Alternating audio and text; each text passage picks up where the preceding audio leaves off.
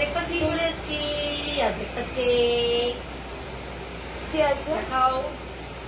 আমার ফেভারিট দুটো বিস্কিট আছে, ডিম সিদ্ধ আছে, শসা আছে, আর আমাদের আলসি পুরনির জোগাড় রয়েছে। আশি করে এক্সাম্পল। হ্যাঁ, এই যে উপমা। আরে বিস্কিট খাও। যাও।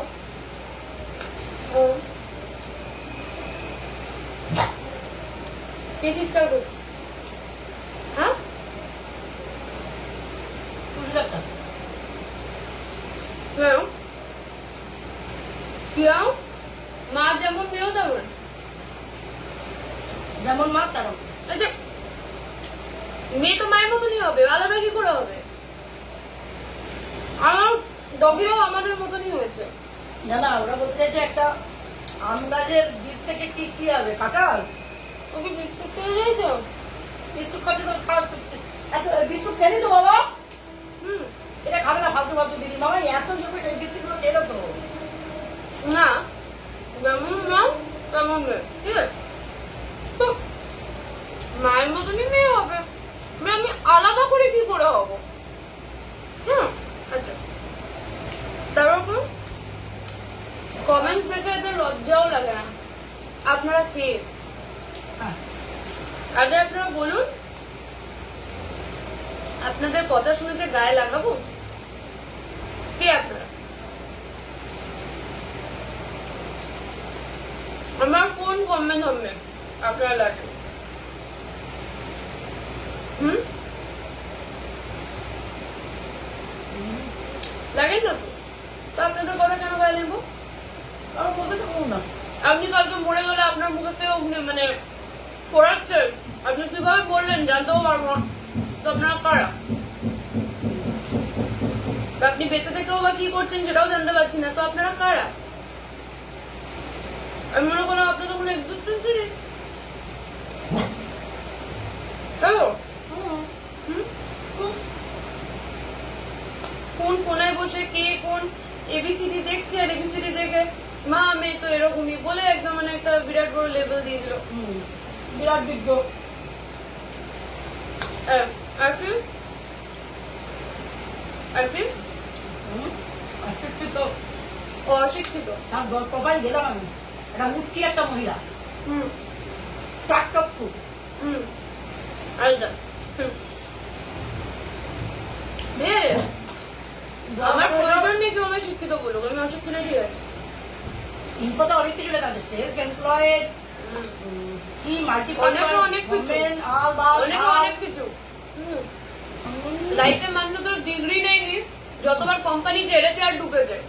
আমাদের পাড়াই এক্সাম্পল আছে, খুললে এত বড় একটা বায়োডাটা খুলে বেরোবে।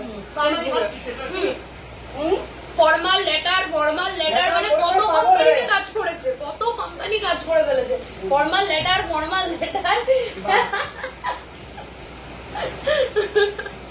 ও বাবা, যাই হোক না, আমরা কি করে বুঝবো জবের ভ্যালু? আমরা তো করি না। না না, আমরা তো অশিক্ষিত না। Correct correct.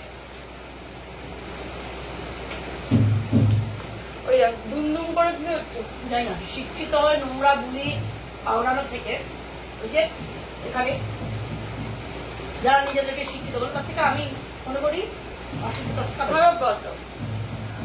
ভালো। আমার এখন মন খুব পাহাড় টানছে রোজ। বললাম না ভাই, কি বললেন? দার্জিলিং। দার্জিলিং? People flock হ্যাঁ, to hill station during summer. Darjeeling is like It's like what? যেরকম বিচের ক্ষেত্রে দীঘা,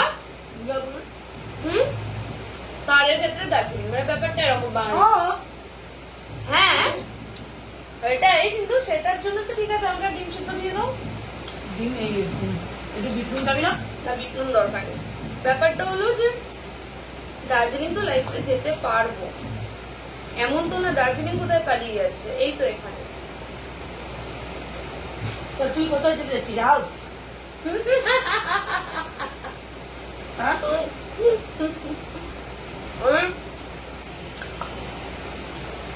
হিমালয় যে ঠিক করে দেখলাম না তুমি আচ্ছা তাহলে চলে গেলাম।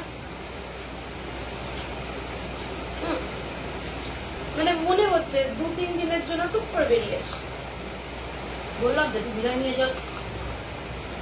আর মরে গেলেও দীঘা যাবো না, মরে গেলেও দীঘা যাবো না। আগে তো যখন ছোট জিনিস আমার হাত ধরে দীঘায় যেতিস, কি হয়েছে? কারণ তখন দীঘা দীঘার মতোই ছিল। এখন দীঘা এত উন্নয়ন করে দিয়েছে মালটা, যে উন্নয়নের মানে কি বলবো আর দীঘার যে মানে প্রত্যেকটা সিটি নেই। আবার আমি আবার অশিক্ষিত, কি উচ্চারণ করছি আমি। আর কি বলবো, দীঘা সে আগের মতন ঝাউবন মানে যেটা মানে ফাঁকা ফাঁকা যে ব্যাপারটা ছিল, মানে এটা সমুদ্র এলাকা কি হবে, এটা ফাঁকা ফাঁকা হবে, নির্জন হবে। এখন আর নেই, আর এখন তো নিউ দীঘাও ইয়ে হয়ে গেছে, নিউ দীঘাও কনজেস্টেড, ওল্ড দীঘা তো কনজেস্টেড আগে থেকেই ছিল। তার উপরে আবার শুরু হয়েছে তালসারি, এটা কি বলে তাজপুর, মন্দারমণি, হ্যান ত্যান হ্যান এত কিছু তৈরি করে। একটা জায়গা তো বাঁচিয়ে রাখো যেখানে মানুষজন যায় না। আমার মানুষের ভিড় পছন্দ হয় না, আমার ফাঁকা যেখানে কেউ নেই, আমি একা বসে থাকবো, আমার ওরকম জায়গা ভালো লাগে। দীঘা একটা সময় ওটা ছিল, তাই জন্য ওই যে ফাঁকা ফাঁকা দেখো, আমি এখানে বসলে আর কিছু লোক ওই দূরে দেখা যাবে। মানে এখন তো দীঘায় মানে একজন নিঃশ্বাস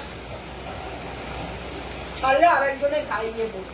দেখো কি বিচের সামনে সি ভিউ না ব্লু ভিউ কি যেন ছিল একটা, হ্যাঁ ওগুলো খুব এক্সপেন্সিভ হোটেল, তাই তো হার্ডলি হাতে গুনে কয়েকটা এক্সপেন্সিভ হোটেল। এখন দীঘায় দেখো মানে তুমি আপচার মানে একটা ইয়েতে ঢুকলে দেখবে একটা গলির মধ্যে দেখবে 50খানা হোটেল দাঁড়িয়ে গেছে। তো ওইটুকুনি একটা জায়গা, সেখানে যে এতগুলো হোটেল তৈরি হয়ে যায় তো কি করে হবে?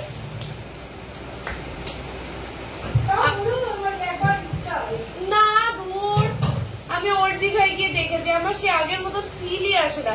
হ্যাঁ বৃষ্টির সময় যদি একবার সমুদ্রে যাওয়া যেতে পারে তাহলে বেস্ট।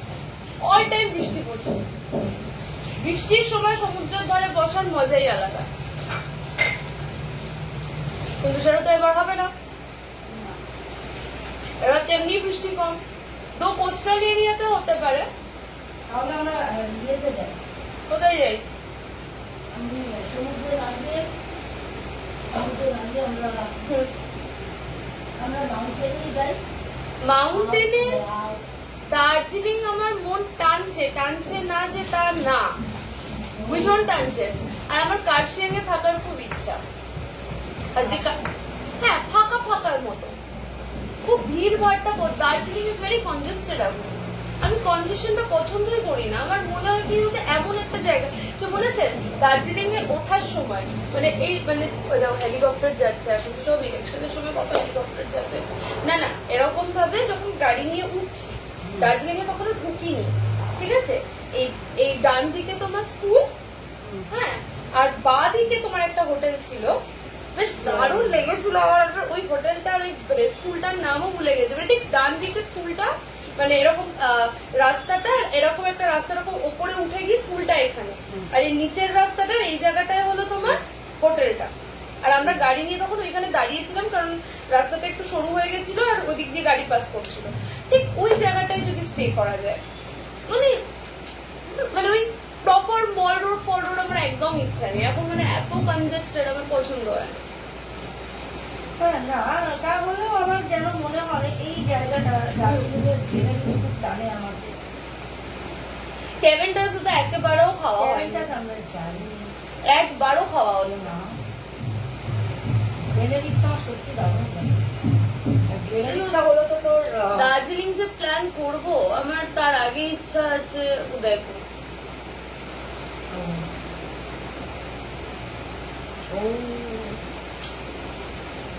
কি করবে? আজমের শরীফ যাবে না? আজমের শরীফ না, খাটু শ্যাম যেতে পারি, ওটা জয়পুরে। উদয়পুর থেকে ওভারনাইট ট্রেন নিয়ে তুমি যদি জয়পুর আসো তাহলে একদিন স্টে করে খাটু শ্যাম ভিজিট করা যেতে পারে। ওটাও নাকি বলে আখরি ডুবতে কা সাহারা খাটু শ্যাম, মানে যখন তোমার একেবারে পিঠ থেকে গেছে আর কোনো অপশন নেই, খাটু শ্যাম ডুবতে কা সাহারা। তো খাটু শ্যাম ওগুলো কি খুব প্রচন্ড জাগ্রত ওটা। ওই জায়গাটায় অনেকে, আমার একটা ফ্রেন্ড বলছিল যে হোকারাও मेरी ना तमन्ना पूरी हो गई। मैं जिज्ञेस करी क्या तमन्ना पूरी हुई है तुम्हारी, तो तुम तो मिलने आई नहीं। तो मैं कोलकाता आके फिर दिल्ली चला गया, दिल्ली से बस लेके जयपुर चला गया, फिर एक दिन लेके खाटू श्याम में रह के मैंने बोला कि तुम बात करने के लिए मुझसे मन्नत मांगी थी। तो हाँ मैंने मन्नत मांगी थी। अच्छी बात। তো বাবা এগুলো